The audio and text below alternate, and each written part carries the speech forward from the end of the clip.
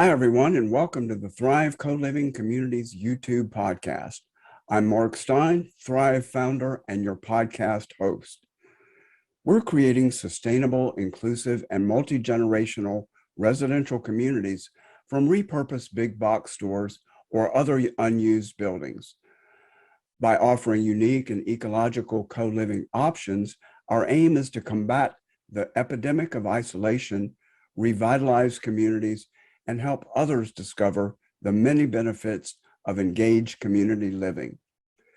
In this podcast series, join us as we discuss co-living and other aspects of our concept, in addition to bringing you interesting people who are doing cool things from around the world. Through this podcast, learn more about our concept and see how Thrive co-living communities will bring together people from all walks of life. To find more about us, visit www.thrivecolivingcommunities.org. Thanks for watching and enjoy the podcast. Hi, everybody, and welcome back to the Thrive Co-Living Communities YouTube podcast. Glad to have you here. And this is going to be considered a Thrive business topic. I have as my guest today, Chris Bonbright.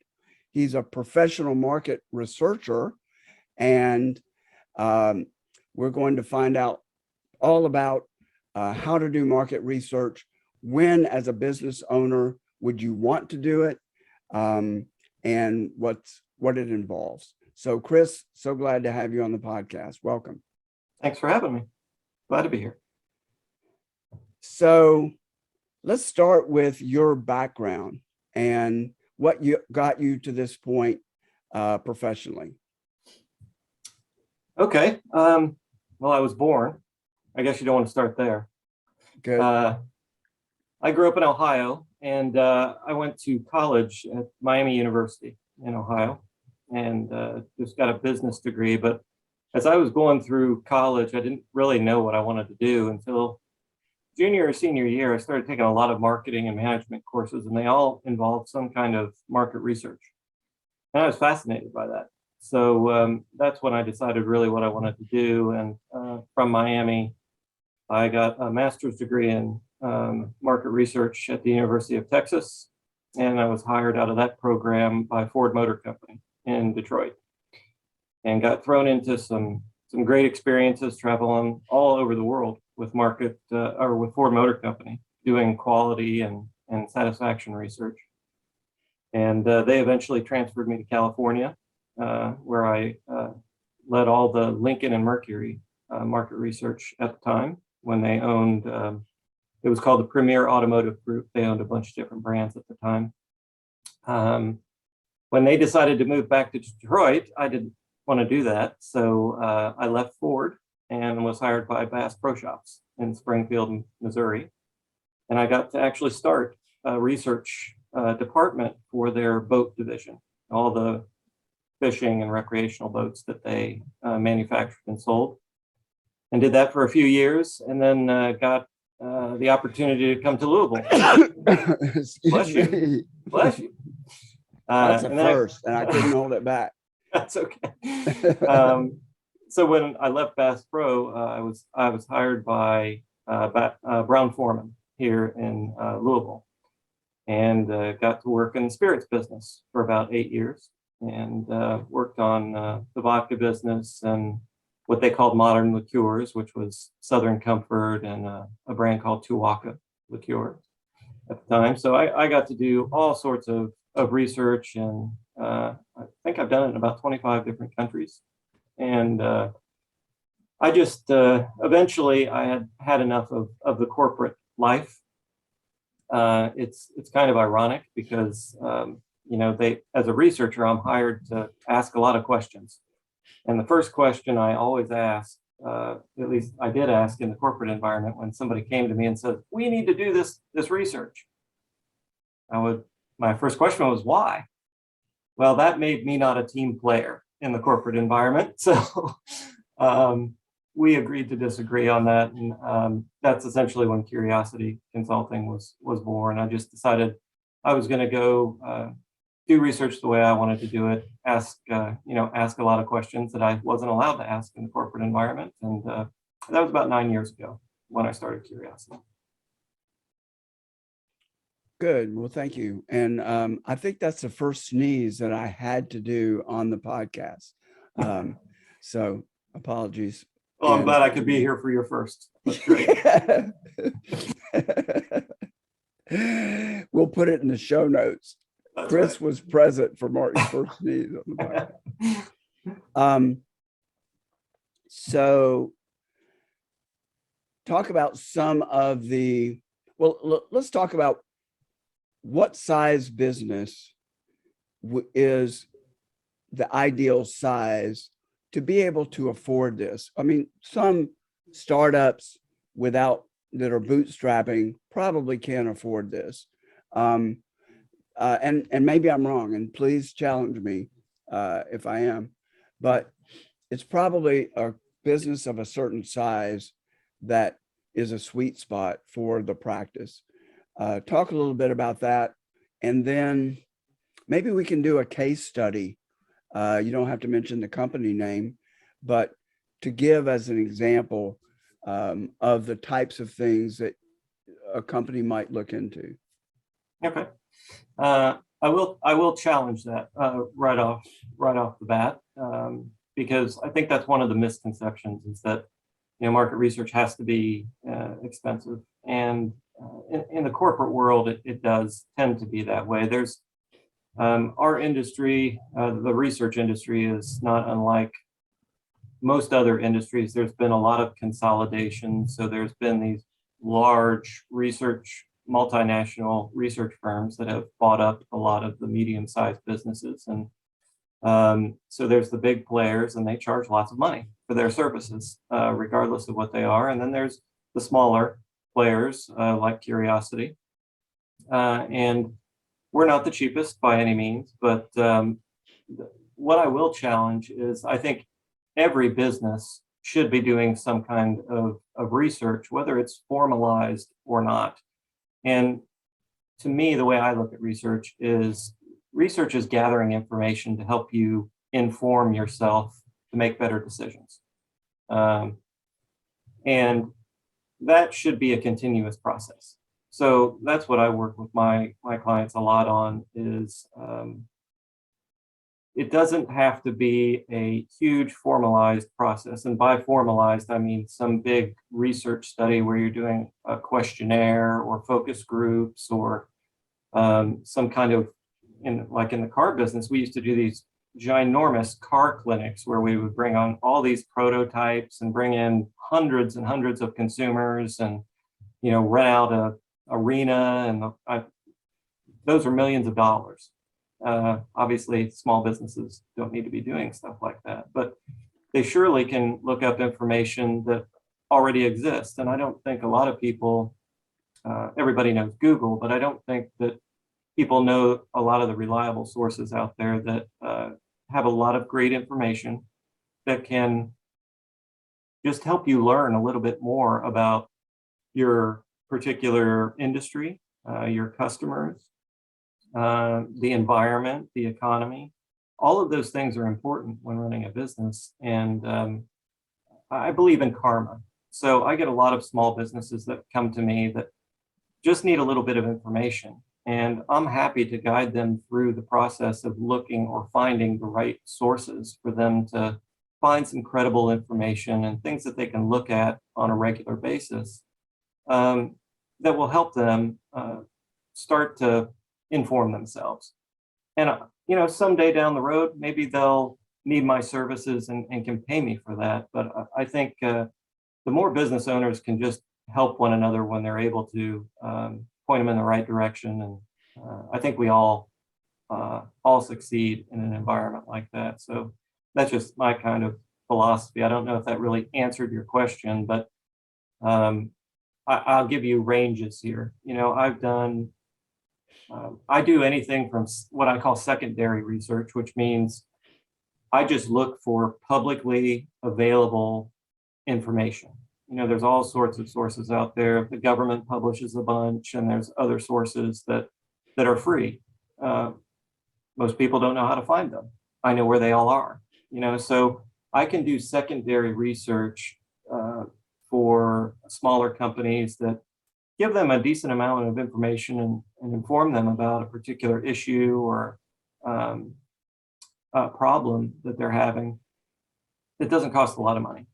It can be, $1,500, $2,000 just for my time, for a week or however long it takes to gather that information. Then there's the more formalized projects where we're creating a survey to inform a very specific issue, and we want to talk to a certain group of individuals, and that takes a little bit more money and time to do that. But the key is really understanding what you're trying to gather as far as information, and then crafting a survey and fielding it and all those things. And that can be more expensive.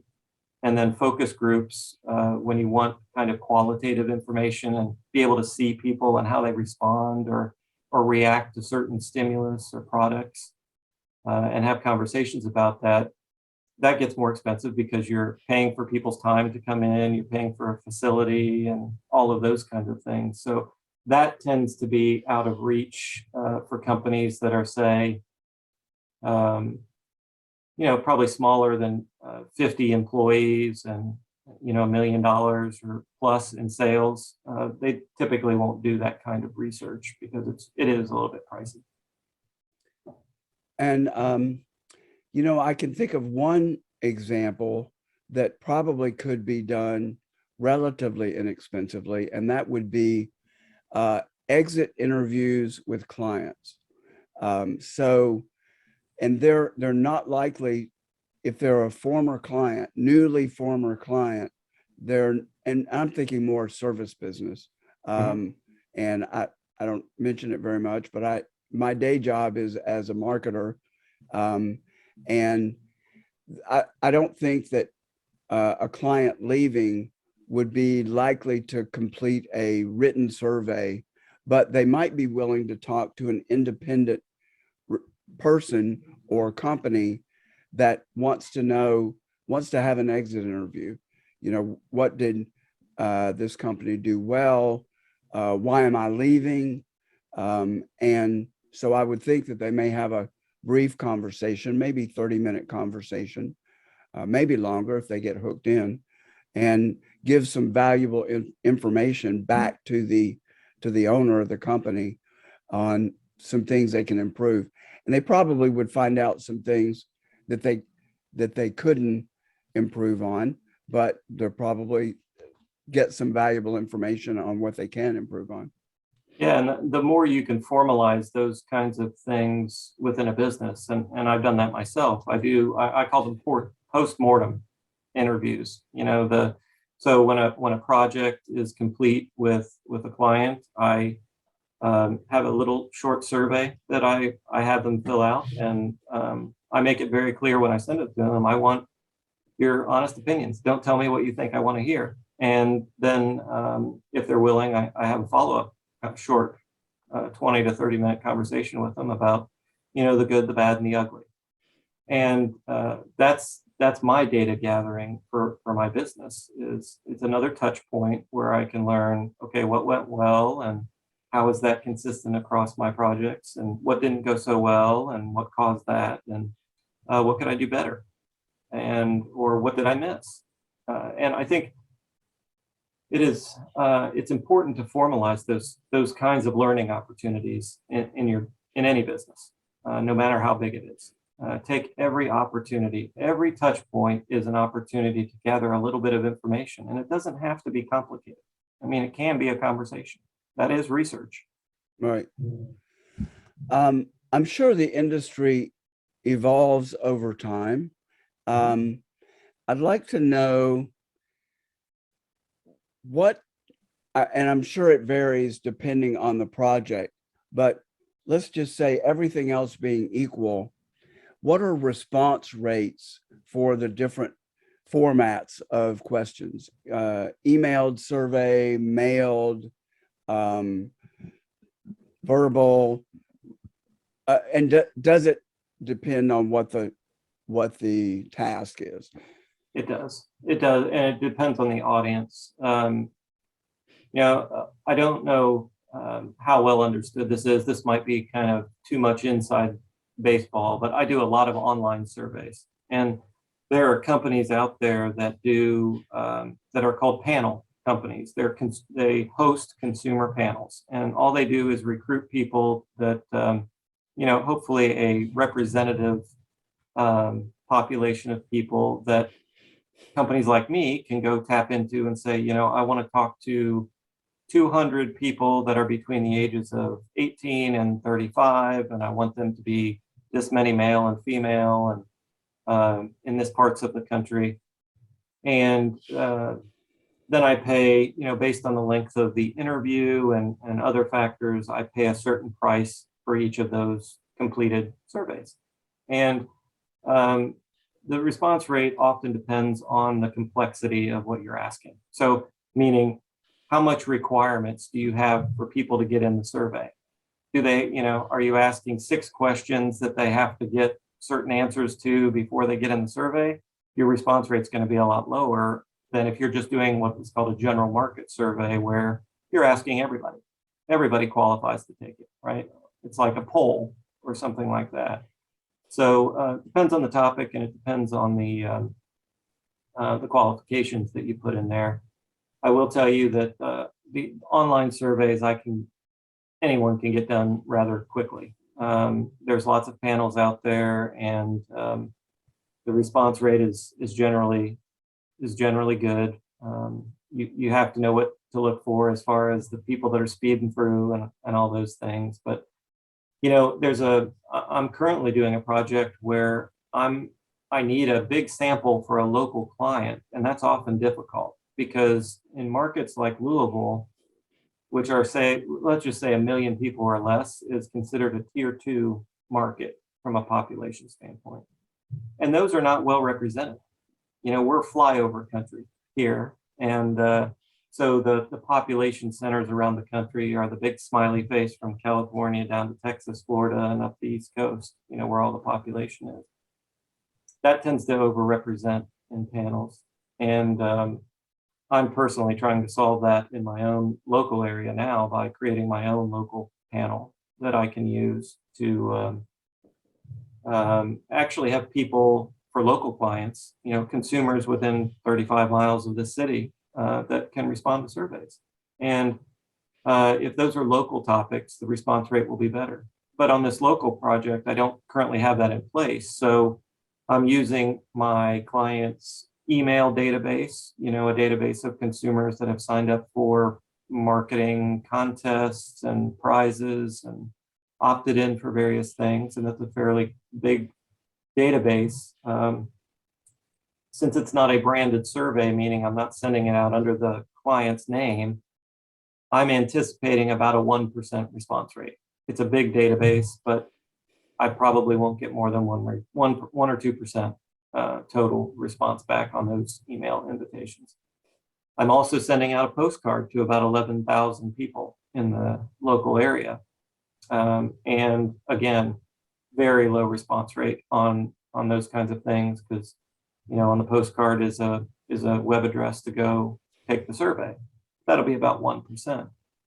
And then I'm doing also the traditional panel of consumers, and I know that I will get what I want out of that, but there's only a certain number of them.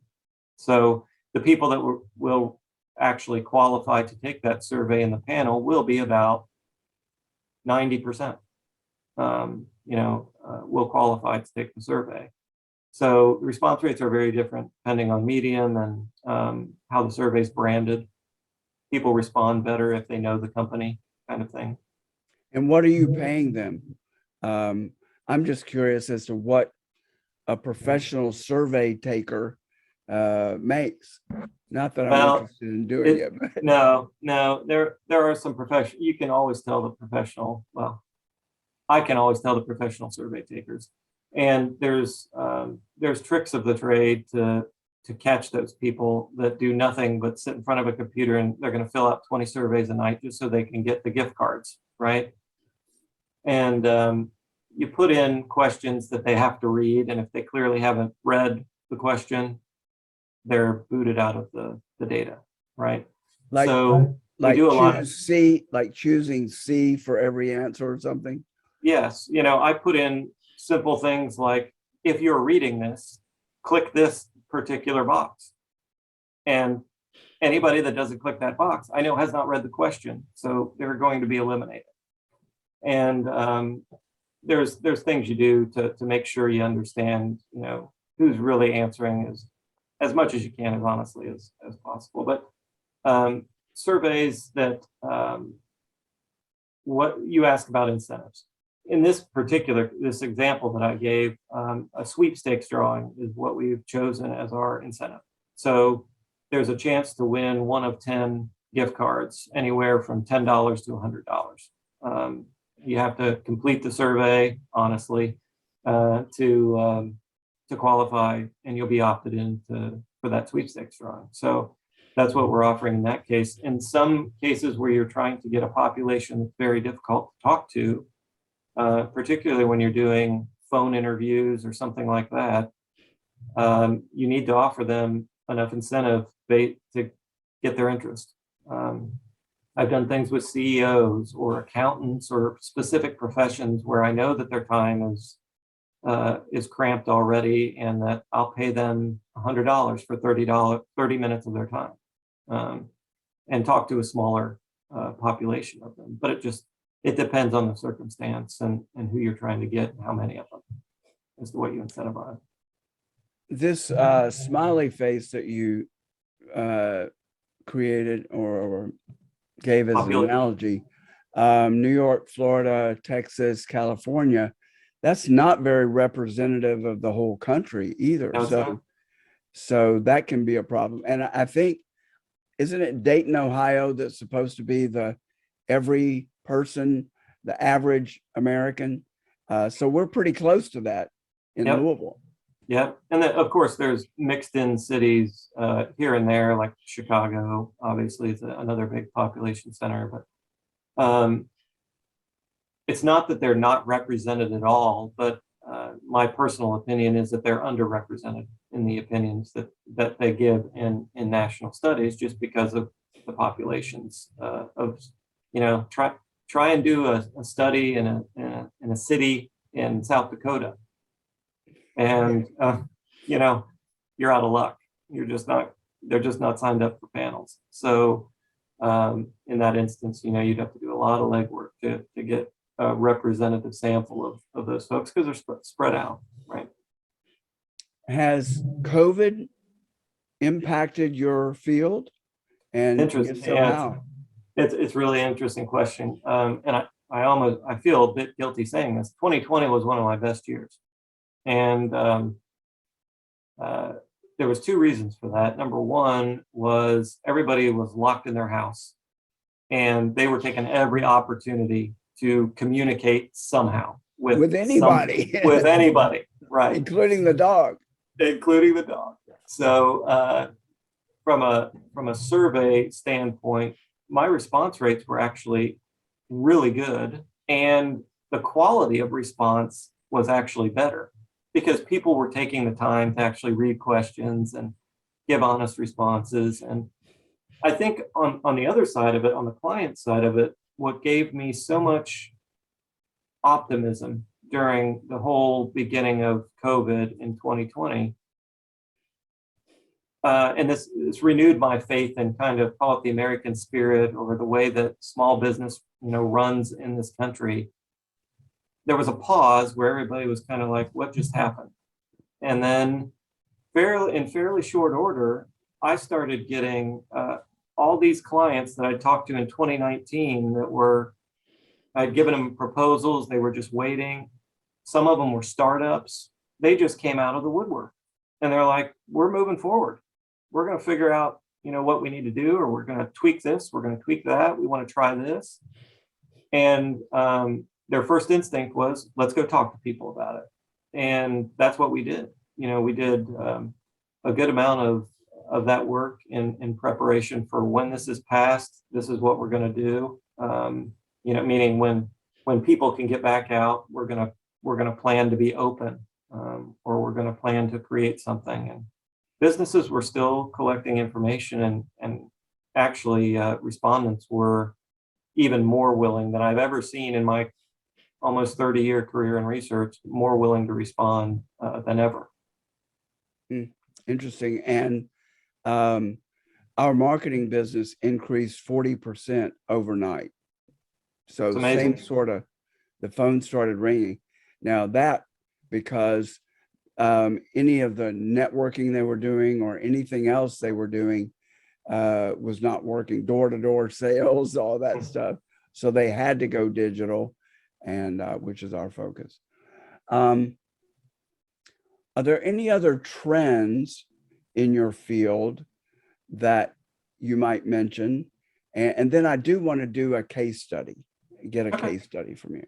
But other trends over the last 5 to 10 years?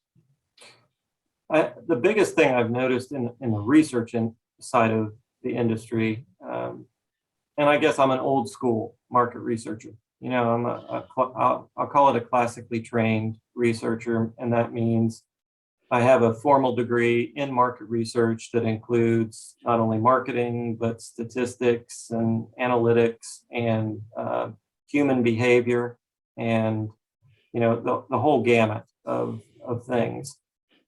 Over the last 5 years in particular, what's been very popular in research to talk about is the use of artificial intelligence for assistance in everything, data gathering, data interpretation, and I see there's just been over and over and over again, just constant conversation about AI and how that's going to transform the research industry. And I have no doubt that it will have its place in the industry. But in my personal opinion, if you take the human out of the market research or the consumer research, you miss too much.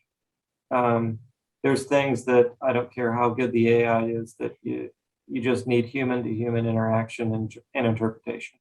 And so that's one thing that I'm waiting to see how that still plays out. There's where it's most popular is in what's called text analytics. So where you ask people to type in responses to questions, and AI, how it learns how various responses fit together and inform a particular issue. It's getting a lot better. It's getting a lot better than it used to be, but I still think there's, for me, and I say this all the time, sometimes, not just sometimes, all the time, you have to look at not only what is said or the data that's received, but what's not. Because sometimes those can be equal findings.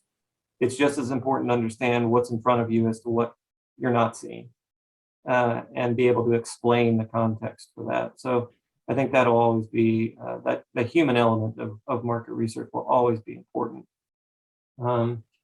Trends in and of itself is an interesting thing over the last couple of years because they change about every 5 minutes. So everybody's got a trend. You know, trends during COVID, well, that was last week's were different, right? The trends last week were different than this week, and what's happening. And because it's such a constantly changing environment that the word trends has been overused the last couple years in particular. And so it's a trend of identifying trends, yes. Or maybe a fad, hopefully a fad of identifying trends every year. Or misidentifying trends, yeah. So you kind of have to look at the broader picture and really look. You can't just look in the last month to see what are the trends. You have to kind of look over the past couple of years and see where the common threads are throughout all these different sources. What are the ones that are really sticking with us? And it's just, you know, unlike, this is not unlike anything else, is opinion has displaced fact in a lot of what I see. You know, you see it on social media, you see it in research too, or what people call research and trends.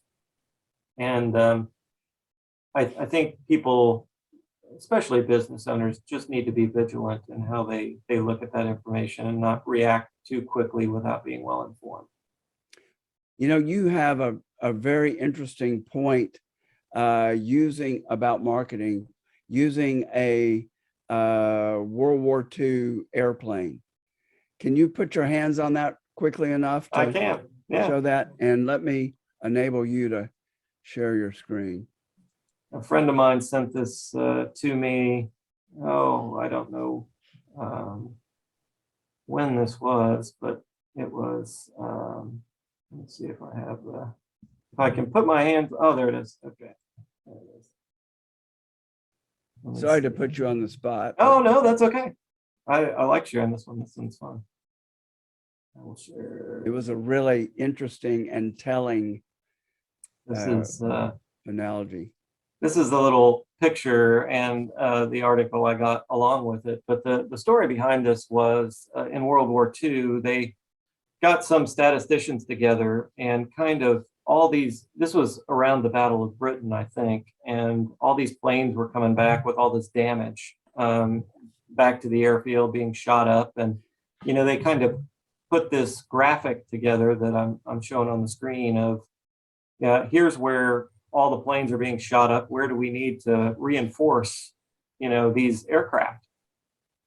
And, you know, the first inclination was, well, let's look at where all the holes are and we need to reinforce there. And then some mathematician came forward and said, you know, why we're not seeing the holes in those other places, those planes don't come back.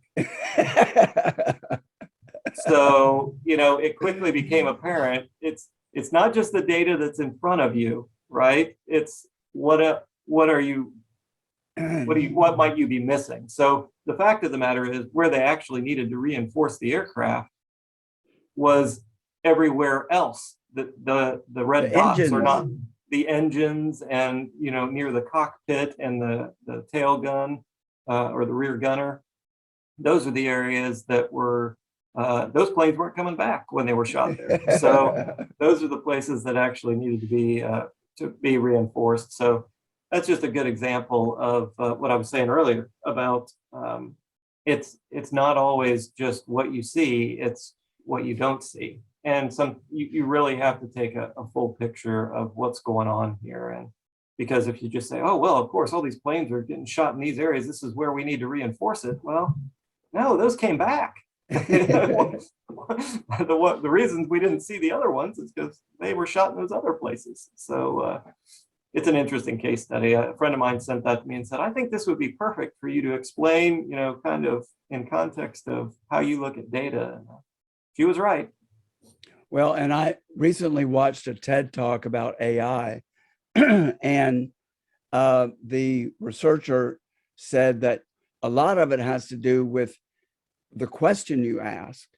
And I wish I could remember some examples, but it gave some really strange answers because the question was framed as just a certain way. Yeah. So, you gotta be careful. Yeah, it depends on how you ask the question. Our recent episode was with an acupuncture doctor, and she was saying that she thought she'd be one of the last to be replaced by AI because it is both a science and an art. And when she puts the needle in, she gets some feedback through the needle to know that she's hit the right spot, some energy. And I said, you know, that's probably partially true, but have you seen Neuralink discussions? Because they're finding a pinpoint inside the brain, and a robot is cutting out the brain and inserting these wires.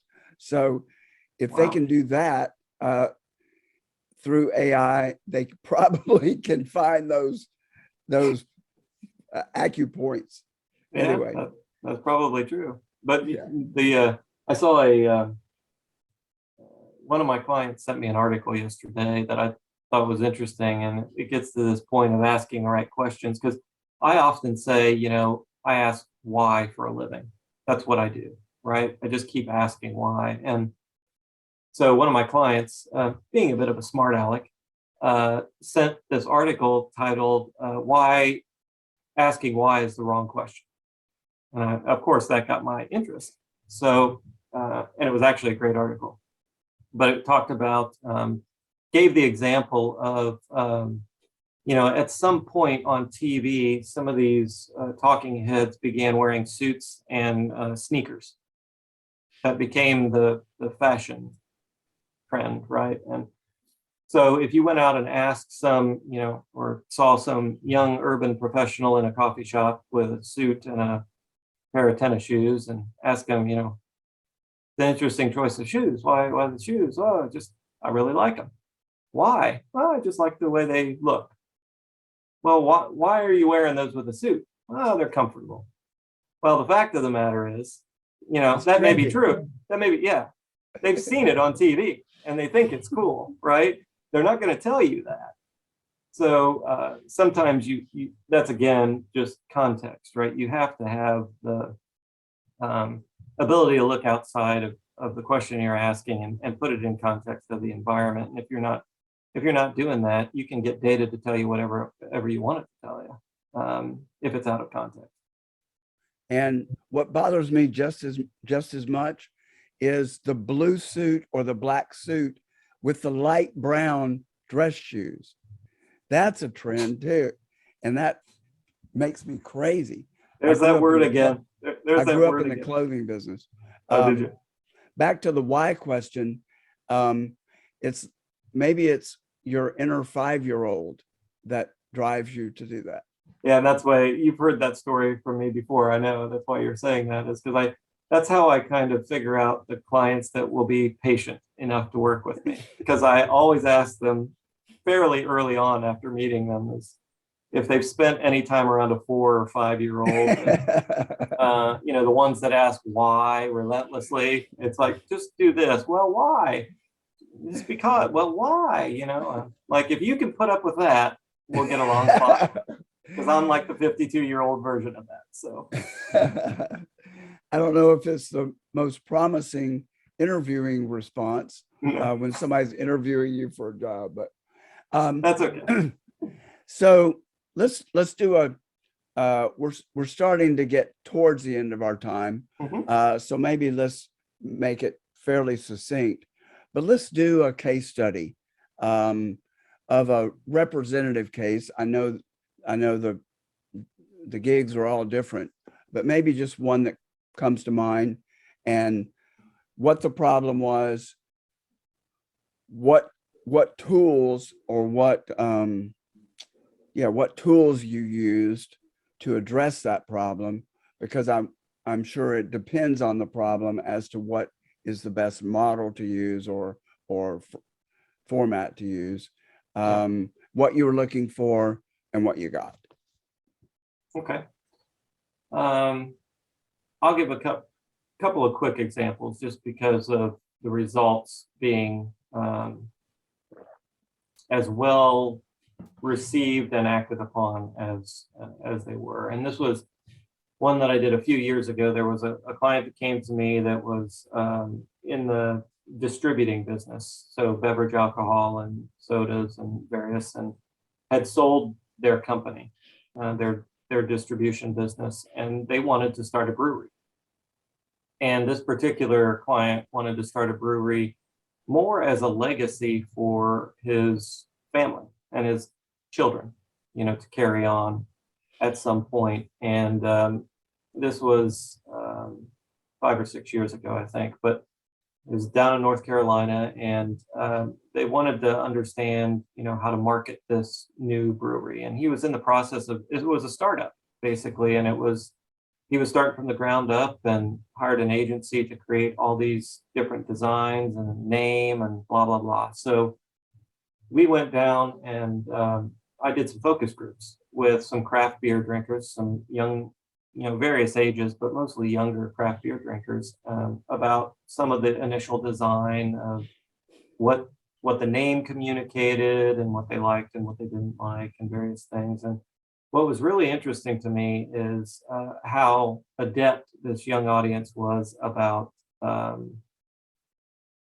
the craft beer industry and what they were looking for. And it wasn't as much about taste, it was about discovery. They enjoyed the journey of figuring out how things were made, where it was made, the history of the company, and the way the client that I had was presenting this potential brand was really obvious. It was, North Carolina based and very hometownish, and all the people just didn't think that there was any discovery there. They're like, it's not interesting, it doesn't get my attention. And if it doesn't get my attention, I'm not going to go there. And, I don't even care what the beer tastes like if I'm not interested, because it's really about the experience. It's not as much about the product. That's a good end result, but the whole thing is about having an experience. So, we had to go back to the client and say, look, this isn't working. This is just, it's too obvious. You got to have something that enhances people's experience and allows them to create their own journey to the brand and their own relationship with it. And through that process, we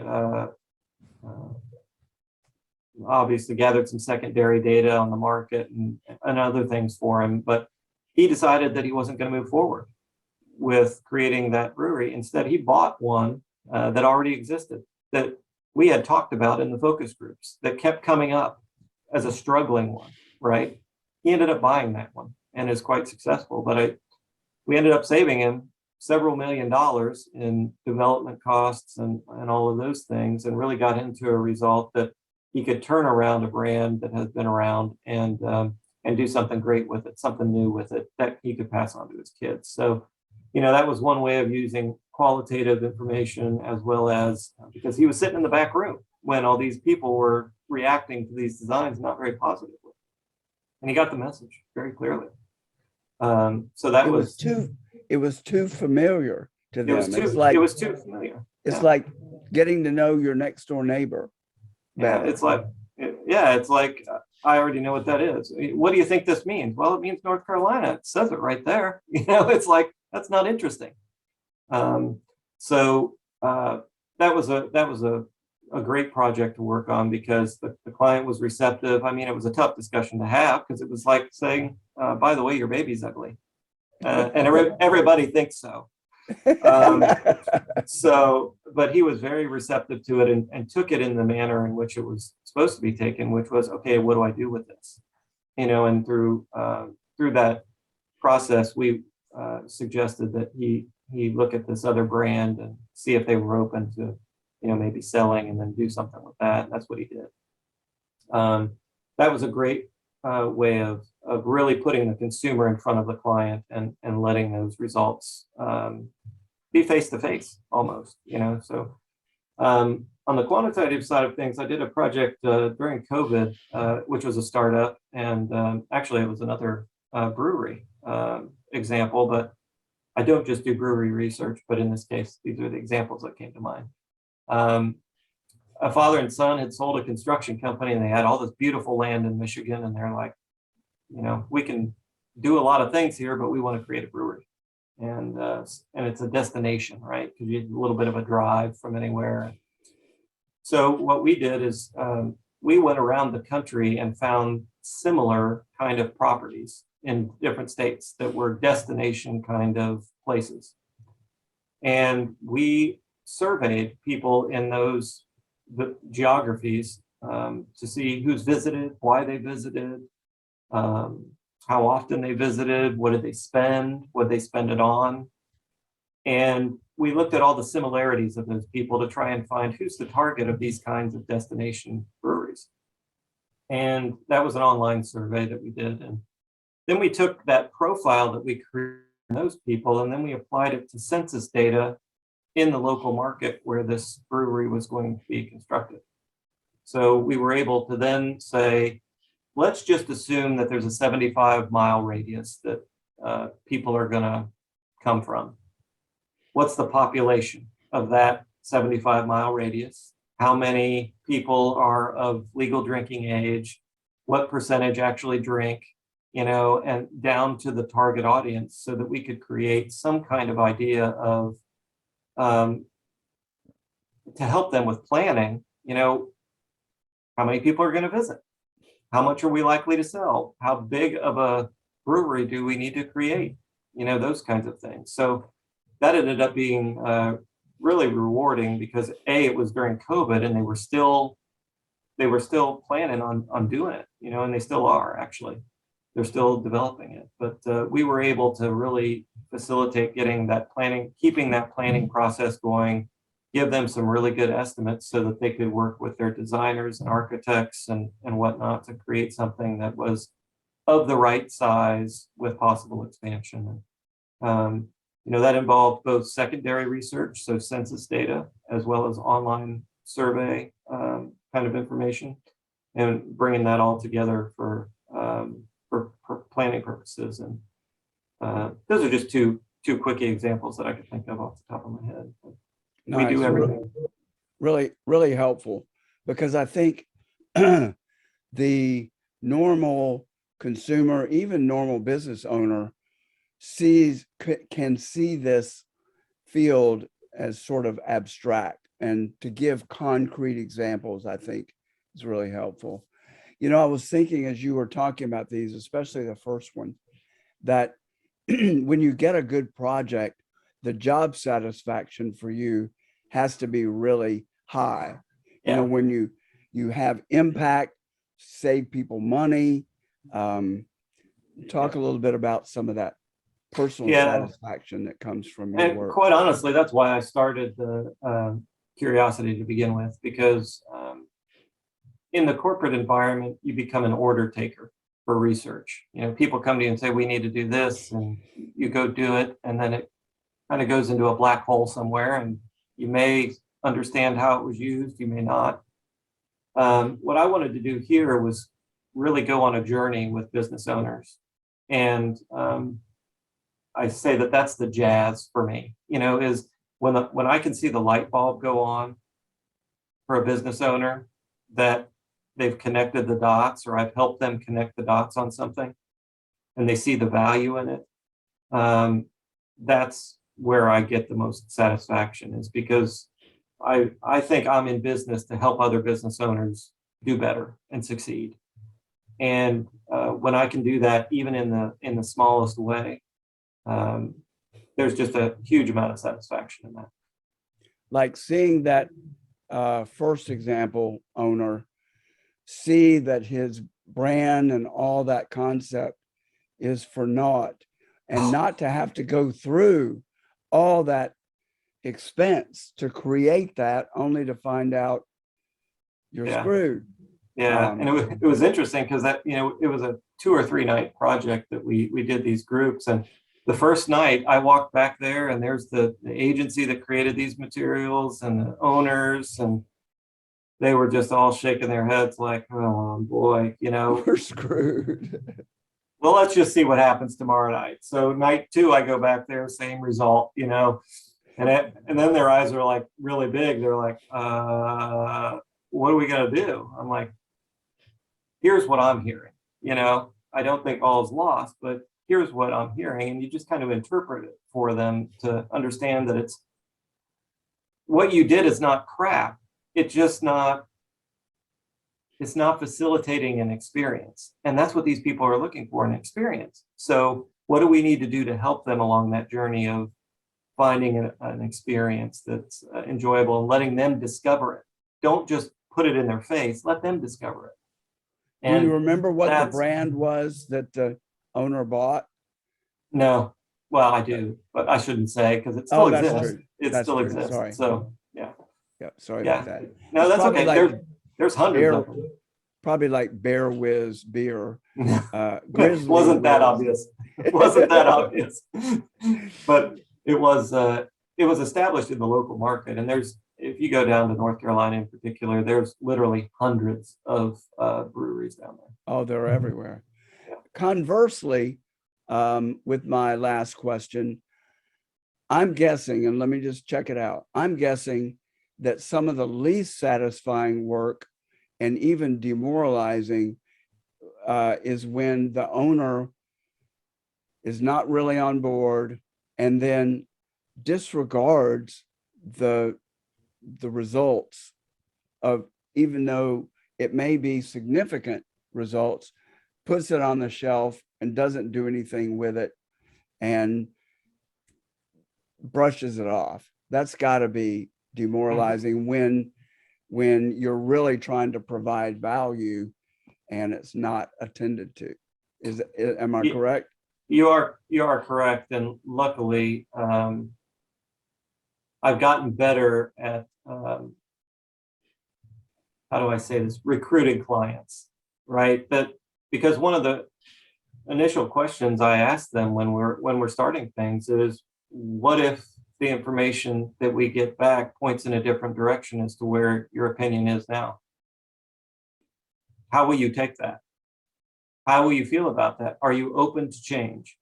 Because I will tell, and I've done this on several instances. If they say, well, this is really just to confirm what we want to do, and I'm like, that's not how you use research. And if you're using this for a yes or no answer, you're using it incorrectly.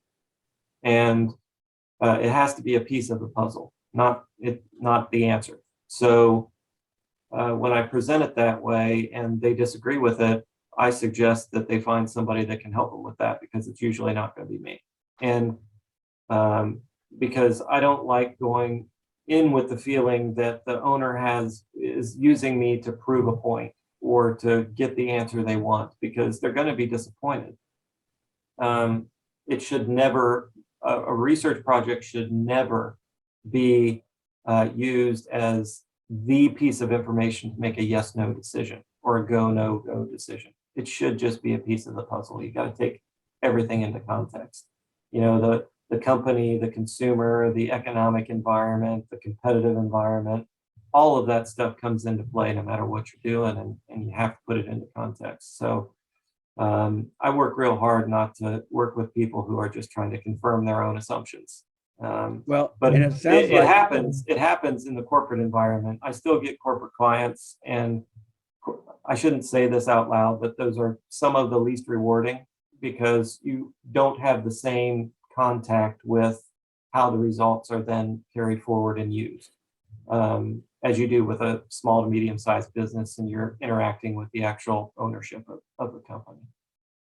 Well, it sounds like that person that's validating what they're about to do would be hard pressed to change. They're trying to validate their opinion, and you might have information that invalidates that, and they're already telling you they don't want to hear it. They want to validate their smart decision. That's right. And I just don't, I back off of things like that, because it's that's just not the proper use of what I can bring to the table. Yeah. Well, let me ask you this. Is there anything else about your work and about the field that you came in thinking that you wanted to share and that you haven't gotten to share, or that I haven't asked you about?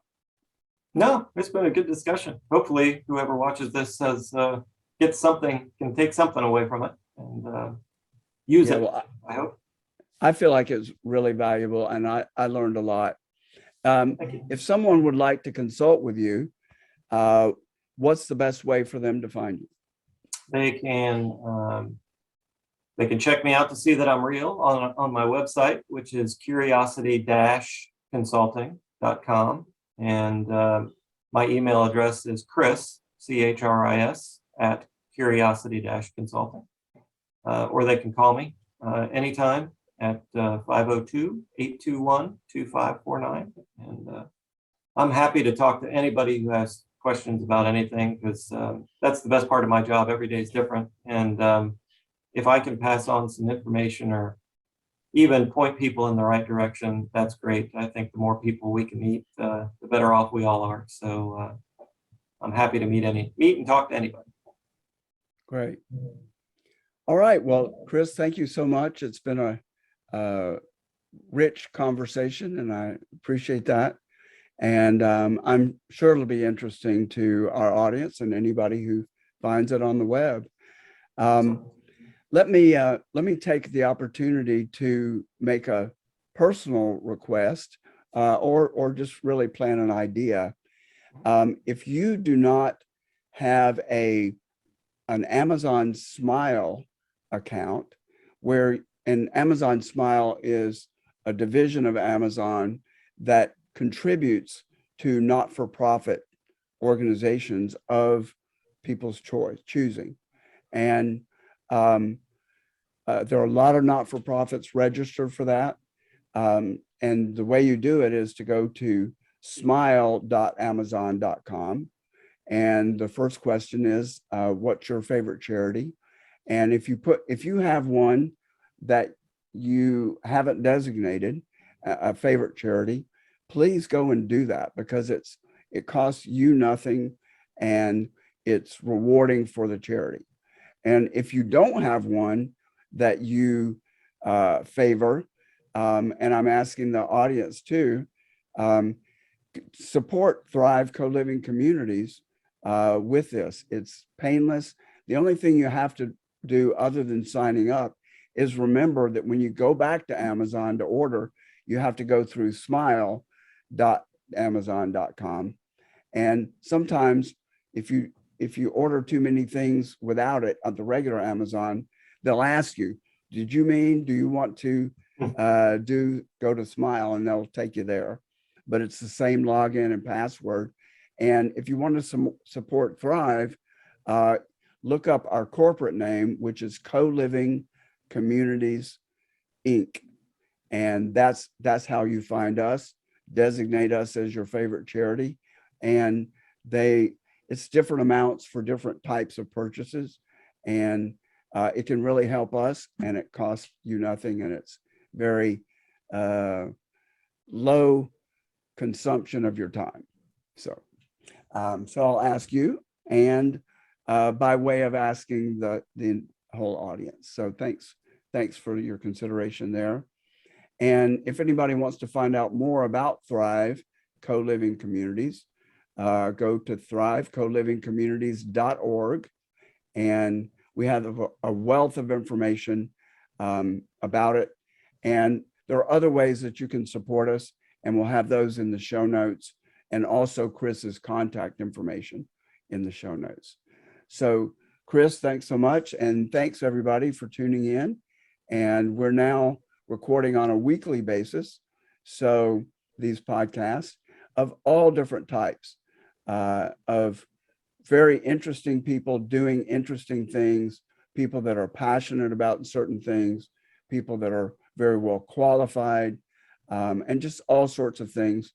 Because I feel like people that are interested in co-living are just basically curious, pardon the plug there, curious about all sorts of things. So you'll never know what you'll find on the Thrive podcast. So thanks again, and we'll see you next time. Thanks for joining us for another great episode of the Thrive Co-Living Communities YouTube podcast. To learn more about our mission and how you can support our vision of creating co-living communities worldwide, please visit us at thrivecolivingcommunities.org. To receive advanced viewings of our podcast and other exclusive content, find us on Patreon at patreon.com/Thrive Co-Living Communities. You can also learn more ways to support our mission in the show notes below. Amazon Smile, GoFundMe, Kroger, and our own Thrive Gear store, where you can buy t-shirts, hats, and many other items. Thanks again for tuning in, and we'll look forward to seeing you again soon.